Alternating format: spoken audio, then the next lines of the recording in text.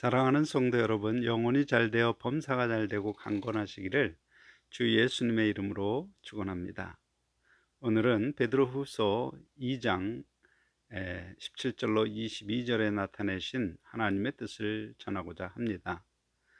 이 본문에 그들이란 사람이 기록되어 있는데, 그들은 베드로후서 2장 1절에 너희 중에도 거짓 선생들이 있으리라, 이 말씀에 기록된 거짓 선생입니다. 따라서 오늘 말씀은 교회 가운데 있는 거짓 선생과 그 거짓 선생을 따르는 사람들의 모습, 또 그들의 결말을 보여주며 우리에게 영적 분별력을 갖도록 교훈하시는 하나님 말씀입니다. 먼저 거짓 선생에 관하여 생각해 보겠습니다. 너희 중에 있으리라, 이 말씀을 생각할 때 겉모습은 교회 안에 있는 성도임을 알 수 있습니다. 그리고 선생이란 가르치는 사람이므로 적어도 다른 성도들에게 영향력이 있는 사람입니다. 어떤 사람이 교회에서 영향력이 있는 선생 역할을 할 수 있을까요? 목사, 장로, 권사와 같은 안수받은 직분자입니다. 문제는 가르치는 것이 거짓인 사람입니다. 그런데 거짓인 줄 알면서 배우려는 사람은 없습니다. 따라서 배우는 성도의 입장으로 보면 그들의 가르침은 거짓이 아니라 참 진리로 생각되어 배우는 것입니다. 요약하면 진리인 하나님의 말씀을 가르치는 것 같으나 실상은 진리가 아닌 거짓을 가르치는 사람들, 그들이 거짓 선생입니다. 한편 베드로후서 2장 15절에 그들이 바른 길을 떠나 미혹되어 부올의 아들 발람의 길을 따르는도다, 이 말씀은 거짓 선생의 행태로 성경의 바른 길을 떠나 발람의 길을 따른다는 것을 보여주며, 그 이유는 사탄에게 미혹받은 것입니다. 따라서 거짓 선생이 택한 발람의 길이 무엇인지 알아야 분별할 수 있습니다.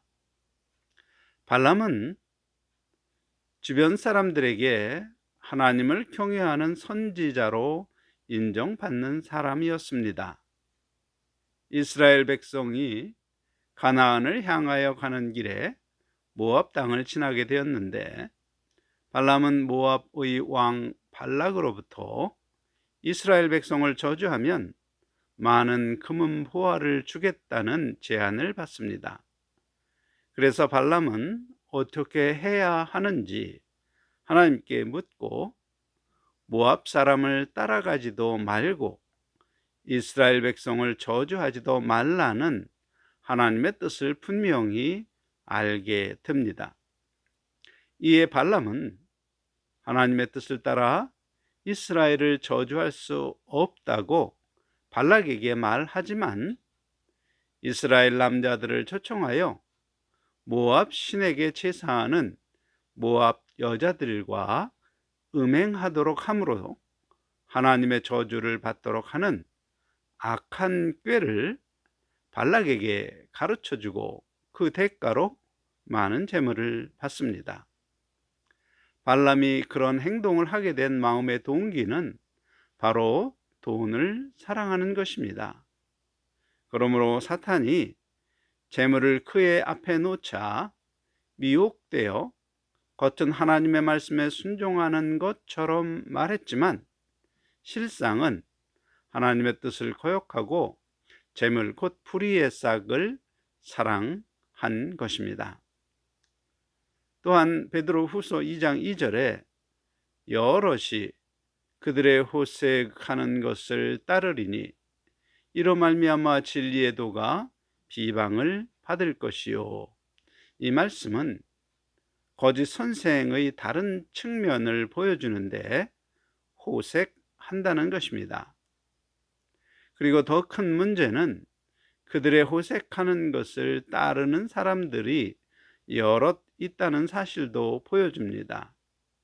그런 호색하는 거짓 선생과 그를 따라 호색하는 사람들로 인하여 진리에도 곧 기독교가 사람들에게 비방을 받는다고 말합니다. 사실 비방하는 사람의 정체성이 기록되어 있지 않는 것으로 보아 비방하는 사람은 세상 사람과 성도 관계없이 모두 비방하는 것입니다. 앞의 말씀을 요약하면 거짓 선생의 특징은 불의에 싹신 돈을 좋아하고 또 호색하는데, 그런 그를 따라 호색하는 사람들이 있고 그런 일로 기독교가 비방을 받게 됨을 말합니다. 오늘날 거짓 선생이 얼마나 많은지 여러분도 금방 알 수 있습니다. 인터넷에 성추행과 목사를 검색하면 너무나도 많은 목사가 돈을 불법적으로 축제하고 성범죄를 저지르므로 세상의 빛의 역할을 감당해야 할 기독교가 오히려 비방을 받는 경우가 허다합니다. 사실 목사라는 직분이 이제는 파렴치한으로 느껴질 정도로 타락한 느낌을 주는데, 바로 그런 사람들을 성경은 목사가 아니라 거짓 선생으로 규정합니다. 겉모양은 하나님의 음성을 듣고 예언하는 선지자요, 복을 빌면 복이 임하고 저주를 하면 저주가 임하는 선지자라는 평판을 받는다 하여도 그 사람의 속마음은 하나님을 경외하며 섬기는 선지자가 아니라 자기의 탐심만족을 위하여 예언하고 복수를 하는 발람의 모습이 바로 오늘날 타락한 목사의 모습과 다르지 않습니다. 한편 불의의 싹스를 사랑한 발람의 이야기, 곧 더 많은 재물을 주겠다는 모압 왕의 제안을 들을 때마다 제사하며 하나님의 뜻을 다시 물었는데, 실제로 하나님의 뜻을 몰라서 물은 것이 아니라 알면서도 자기 속마음에 있는 돈을 향한 탐심만족을 할 수 있는 길을 찾기 위하여 자꾸 하나님의 뜻을 묻는 행동을 반복한 것입니다. 그것을 묵상하면 영적으로 중요한 것을 발견합니다. 만일 성도 중에도 성경 말씀을 통하여 하나님의 뜻을 알았으나 그 뜻이 탐심에서 나온 자기 생각과 다른 경우 다시 묻고 또 다시 묻는 기도를 하는 성도가 있다면 그것이 발람의 길로 가는 것입니다. 그는 결국 자기 탐심만족을 가로막는 하나님의 말씀을 버리고 마침내 자기의 뜻에 합당한 말씀만 골라서 지키는 길을 발견합니다. 곧 하나님의 말씀 중 내 뜻에 부합하는 말씀만 순종하는 것은 결국 나를 섬기는 것이며, 그것이 발람의 길로 가기 시작한 성도의 모습입니다. 사실 오늘날 이런 성도는 너무도 많이 있습니다.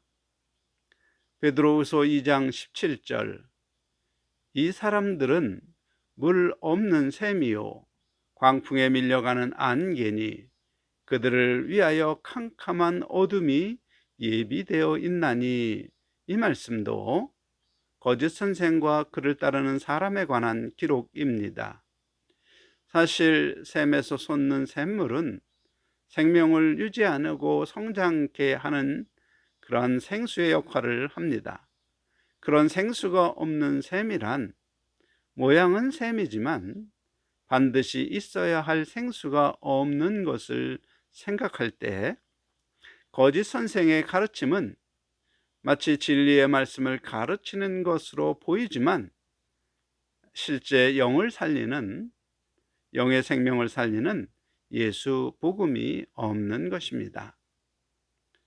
마치 자기 목적 달성을 위한 묘책을 얻고자 찾아온 모압 왕처럼 부귀영화와 같은 세상 복을 원하는 성도에게 거짓 선생은 말씀을 왜곡하여 원하는 복을 받는 비결로 가르치는 것입니다. 그 속에는 생명을 살리는 생수가 없고 돈이나 음란한 자기 욕심을 채우려는 숨겨진 목적이 있을 뿐입니다. 대표적으로 솔로몬이 1,000마리의 희생으로 드린 번제를 1,000번 드린 번제로 1,000번 드린 제사로 왜곡하여 가르치며 1,000번 헌금하면 소원을 하나님이 이루실 것으로 가르치는 목사가 바로 무리 없는 샘무리요 거짓 선생입니다. 그런 사람들이 누구를 유혹하는가? 베드로후서 2장 18절에 그들이 허탄한 자랑의 말을 토하며 그릇되게 행하는 사람들에게 겨우 피한 자들을 음란으로서 육체의 정욕 중에서 유혹하는도다. 그 세례를 받고 성경을 배워본 적이 없는 초신자들을 유혹합니다. 과거에 라이즈 업 무브먼트라는 청소년 사역을 왕성하게 했던 이모 목사가 있었습니다.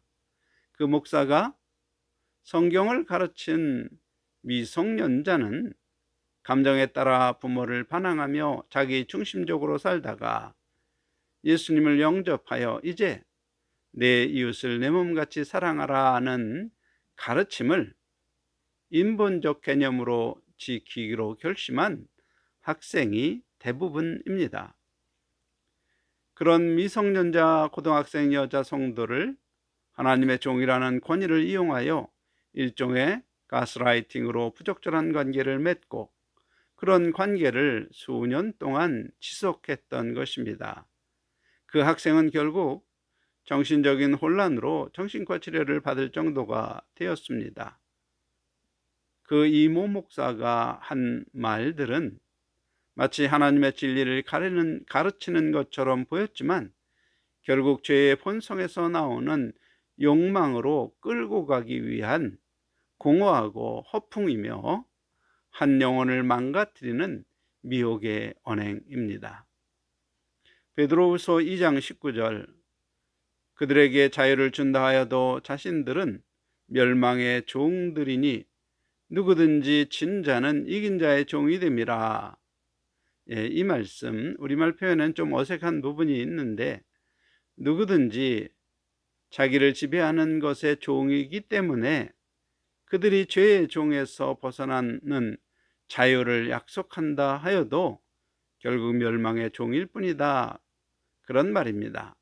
그 이모 목사와 같이 겉모양은 진리를 가르침으로 자유를 주는 하나님의 종의 모습이지만 정욕 만족을 추구하도록 미혹하는 사탄에게 져서 복종하는 사람이므로 멸망할 사람이라는 뜻입니다. 베드로후서 2장 20절 만일 그들이 우리 주 되신 구주 예수 그리스도를 알므로 세상의 더러움을 피한 후에 다시 그 중에 얽매이고 지면 그 나중 형편이 처음보다 더 심하리니.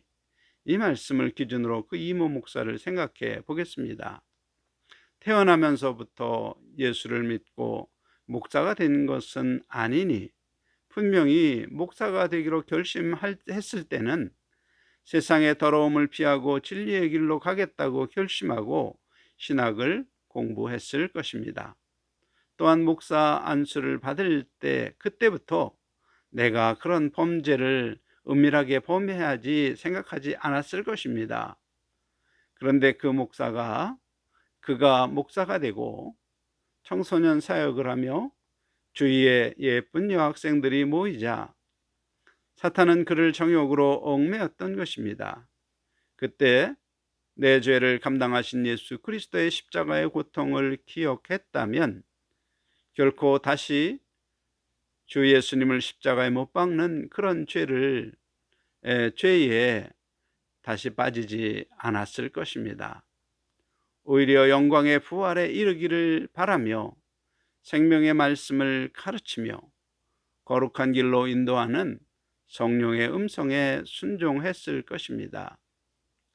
하지만 사탄이 미혹하자 성령의 인도에 귀를 막고 자신의 정욕을 따랐습니다.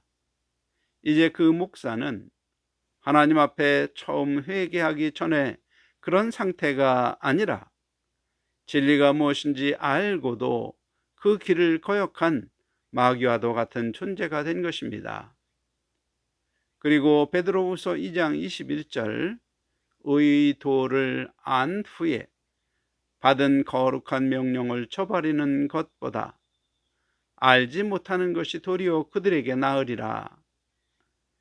이 말씀은 그런 사람들이 받게 될 심판이 얼마나 엄한 것인지 보여줍니다.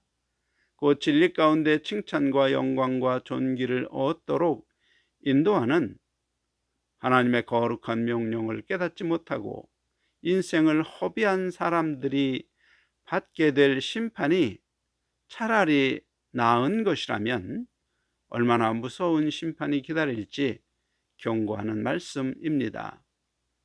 그리고 베드로후서 2장 22절에 참된 속담에 이르기를 개가 그 토하였던 것에 돌아가고 돼지가 씻었다가 더러운 구덩이에 도로 누웠다 하는 말이 그들에게 응하였도다.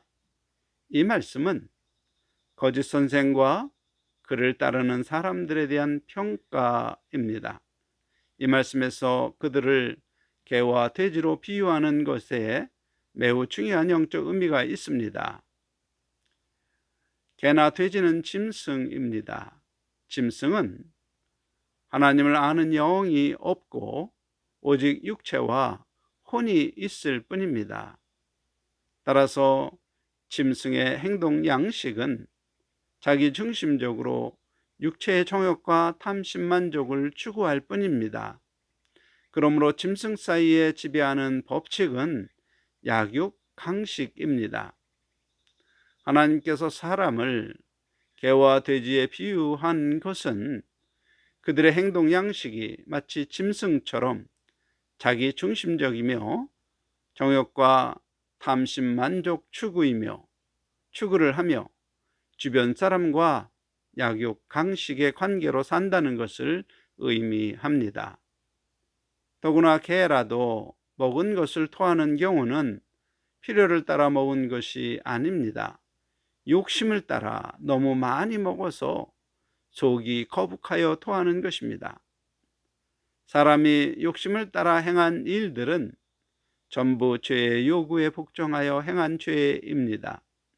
그 죄가 거북하여 토설하는 경우는 오직 예수 그리스도를 구주로 영접하고 하나님 말씀 중심으로 나의 모습을 볼 때 비로소 자기 중심적으로 욕심을 따라 정욕과 탐심 만족을 위해 살던 것이 죄인 것을 깨닫고 그 죄의식을 견디지 못하고 하나님께 고백하는 회개입니다. 그러므로 개가 먹은 것을 토하는 것과 돼지가 몸에 묻은 더러운 것을 씻는 것이 상징하는 것은 바로 죄의 회개입니다. 그러므로 이 비유의 말씀을 통하여 거짓 선생 역시 하나님 앞에 죄를 회개하고 더러운 삶의 습관을 버렸던 사람인 것을 보여줍니다. 하지만 뇌물과 호색의 미혹을 받자 겉모습은 거룩한 척하나 속마음은 다시 죄에 복종하는 행동 양식과 생활 습관으로 돌아간 것입니다. 그 결과 거룩한 선생이 아니라 돈을 탐하고 호색하는 것이 밝혀질 때 진리의 도가 비방을 받게 만드는 것입니다. 그런데 개로 표현된 사람들에 관한 중요한 성경 기록이 있습니다. 계시록 22장 15절 개들과 술객들과 행음자들과 살인자들과 우상 숭배자들 및 거짓말을 좋아하며 지어내는 자마다 성 밖에 있으리라. 이 말씀에 죄를 회개하고 구주 예수 그리스도를 영접하여 진리를 안 후에 사탄의 미혹에 쳐서 진리의 길을 버리고 다시 죄의 요구에 복종하는 사람들을 개라 표현하고, 그런 개들이 갈 곳은 성 밖입니다. 그 성은 첫째 부활에 참여하며 영광과 칭찬과 영광과 존귀의 복을 누리는 성도가 들어가는 새 예루살렘 성이므로, 그들은 영광의 부활로 나오지 못하고 심판의 부활로 나와서 성 밖 어두운 곳으로 쫓겨나는 것입니다. 그런데 개들만이 아니라 함께 성 밖으로 쫓겨나는 사람들이 있습니다. 곧 점수를 믿는 술객, 호색하는 행음자, 성도의 영적 생명을 죽이는 살인자, 자기를 위하여 신을 섬기는 우상 숭배자, 자기 유익을 위해 거짓말을 좋아하는 자, 그런 사람들은 비록 하나님을 섬기는 거룩한 선지자의 모습을 하고 있어도 하나님의 관점에서는 토한 것을 다시 먹는 개이며 다시 더러운 곳에 뒹구는 돼지입니다. 그들은 모두 성 밖 어두운 곳에서 슬피 울며 자기가 진리를 버린 것에 대하여 후회하고 이를 갈게 되는 존재들이 되는 것입니다. 사랑하는 성도 여러분, 하나님은 왜 거짓 선생과 그를 추종하는 무리들, 그리고 그런 그들을 보고 진리의 도를 비방하는 사람이 있다는 사실을 말씀으로 기록하셨을까요? 성도들이 참과 거짓을 바르게 분별하는 교훈을 주시려는 목적입니다. 곧 돈과 색을 좋아하는 자는 아무리 거룩하게 보여도 거짓 선생일 뿐이다. 그런 거짓 선생과 세상 복을 바라며 그를 추종하는 사람 앞에 무시무시한 심판이 기다린다는 것을 보여주므로 영적 분별력을 갖도록 하시려는 것입니다. 사실 제가 관심하는 것은 토한 것을 도로 먹는 개와 같은 사람들을 보며 진리의 도를 비방하는 사람입니다. 정상적이라면 하나님이 주신 이 교훈을 따라 거짓 선생을 피하고 진리의 도를 따라 삶으로 칭찬과 영광과 존귀의 복을 누리게 될 영광의 예루살렘 성 안에 거하는 사람이 되어야 합니다. 그런데 오히려 진리의 도를 비방하고 떠나는 것입니다. 사실 그들도 사탄이 앞에 놓은 미혹에 져서 진리를 비방하는 선택을 하는 것입니다. 그 결과 거짓 선생과 같이 하나님이 예비하신 영광과 존귀의 복을 누리지 못하게 됩니다. 오늘 말씀을 통하여 거짓 선생을 분별하고 추종자가 되지 않도록 점검하시기 바랍니다. 그들로 인하여 진리에도 곧 기독교를 비방하며 다시 스스로 자기를 의롭게 여기는 죄의 총으로 돌아가는 것은 아닌지 점검하시기 바랍니다. 만일 그런 어리석은 사람이 주위에 있다면 오늘 말씀을 전하며 다시 영광의 길을 걷도록 배려와 관심과 기도로 그들의 손을 잡아 주심으로써 주 예수님과 동행하는 아름다운 성도가 되시기를 예수님의 이름으로 간절히 축원합니다. 아멘.